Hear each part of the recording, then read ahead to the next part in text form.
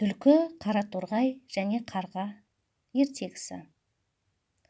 Қараторғай бір кішкене қайынға ұя салып, балапан шығарады. Бір уақытта балапандары үлкейе бастайды. Бірде қайынның қасынан өтіп бара жатқан түлкі биіктегі ұяны көреді. Бірақ бойы жетпейтін болған соң, қараторғайды алдап соғуды ойлайды. Жұрттың бәрі егін егіп бітірді, дейді түлкі.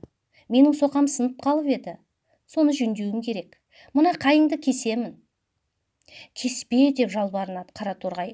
Балапандарым әлі ұша алмайды ғой. Қайда қоямын оларды?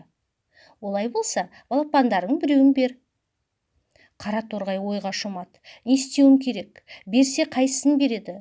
Қай саусағыңды кессең де бәрібір жаныңа бірдей батады. Сол араға қарға келіп қалады да, қорықпа, дейді қарға. Түлкі қайыңды кесе алмайды.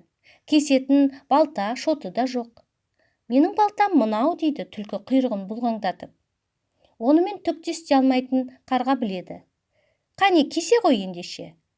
Қолығын өткізе алмаған түлкі енді қарғаға өшігеді. Бір күні түлкі кішкене төмпешікке шығады да, 4 аяғын көкке серейтіп жата кетеді.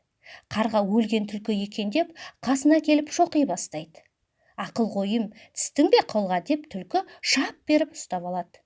Қазір сазайыңды тартқызамын. Бір өтінішім бар.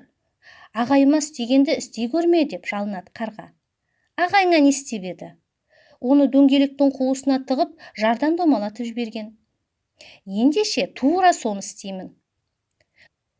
Түлкі сол жазаны қолданбақ болады да, дөңгелектің күпшегіне тыққан кезде қарға екінші жағынан зып беріп ұшып кетеді.